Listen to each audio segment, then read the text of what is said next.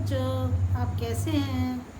आपकी नानी दादी आ गई, एक नई कहानी लेकर आई हैं। आजकल आपके यहाँ का माहौल दूसरा है, गणेश उत्सव चल रहा है। मैं आज आपको एक बहुत अच्छी गणेश जी की ही कहानी सुनाने वाली हूँ।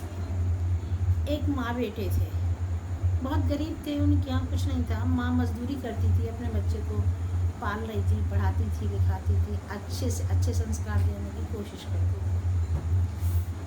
जो भी मजदूरी करके कमा के लाती थी वो, उसमें से 2 रुपए निकाल के अपने बच्चे को प्रतिदिन दे देती थी कि बच्चा मेरा मन में दुख ना कर सके, अच्छे बड़े घर के बच्चों के साथ खेलता कूदता है तो इसके पास भी कुछ ना कुछ रहे, खा लेगा पी लेगा। ऐसा करके वो 2 रुपये रोज़ अपने बच्चे को दे देती थी। तो बच्चा क्या करता था, वो 2 रुपये को ले जाकर गणेश जी के मंदिर में जाता और 1 रुपये की फूल लेकर चढ़ा दे देता था और 1 रुपये का कुछ प्रसाद लेकर चढ़ाता था और डेली मंदिर जाता था और गणेश जी को प्रणाम करता था और आ जाता था। लेकिन जो उसका दोस्त था एक, उसको ये चीज़ अच्छी नहीं लगती थी। उसको ये लगता था इसको तो रोज़ 2 रुपये मिलते हैं, तो इसको मैं छीन लूँ या चलूँ कुछ ऐसी चीज़ खरीदवाऊँ कि ये भी खाए और मैं भी खाऊँ। लेकिन वो ऐसा नहीं करता था। वो डेली मंदिर जाए और गणेश जी को प्रणाम करें, ऐसे ही उसका रवैया चल रहा था। एक दिन में दोनों दोस्तों की आपस में लड़ाई हो गई। उसने सोचा आज मैं इसकी ज़रूर पिटाई लगवा दूँगा, इसकी शिकायत इसकी मम्मी से कर दूँगा, क्योंकि ये तो अपने 2 रुपये रोज़ बर्बाद कर देता है, मंदिर में चढ़ाया आता है। इससे अच्छा ये खा ले कुछ या कुछ 2 के 4 रुपये करके खिलौने कुछ खरीद लेती है, कुछ खरीदता ही नहीं है। आज मैं इसकी ज़रूर शिकायत करूँगी।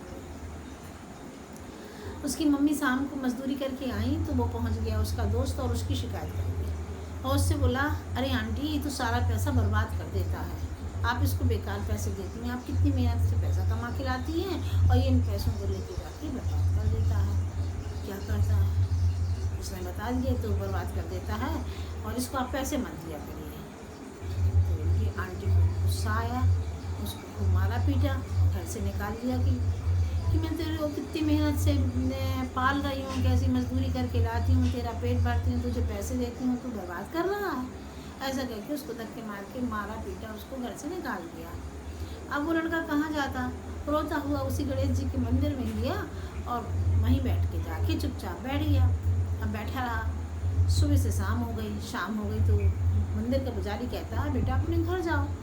वो बेटा कहता है कि वो कुछ नहीं बोला, वो चुपचाप बैठा रहा, गणेश जी की मूर्ति को बड़े ध्यान से देखता रहा, लेकिन घर नहीं गया। सुबह से शाम हो गई तो पुजारी को भी लगा इस बच्चे को भूख लग रही होगी जरूर निश्चय, तो प्रसाद के लड्डू रखे तो उसको दे दिया, उसने खा लिया, फिर वहीं बैठ गया।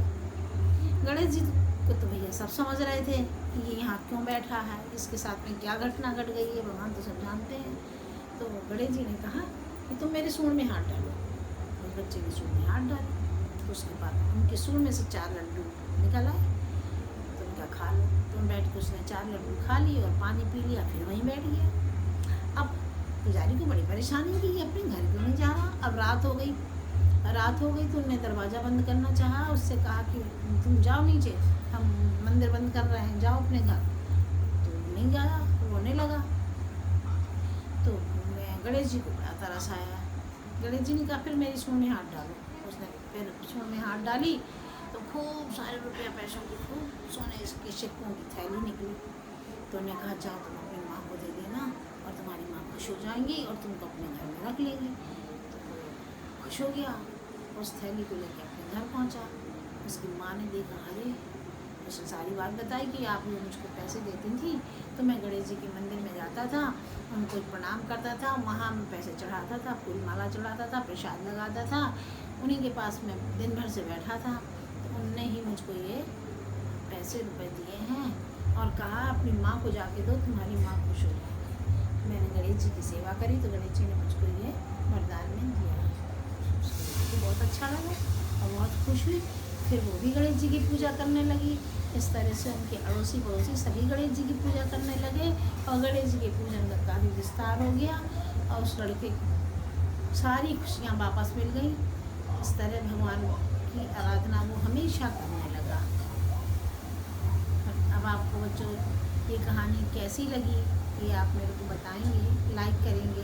अब अगर आपको अच्छी लगी तो अपने दोस्तों को सुनाओ, अपने दोस्तों को शेयर करो, अपने मम्मी पापा अगल बगल वाले सभी लोगों को सुनाओ और बताओ मुझको कैसी लगी कहानी, कमेंट्स करो। चलो बाय, फिर मिलते हैं एक अच्छी कहानी के साथ।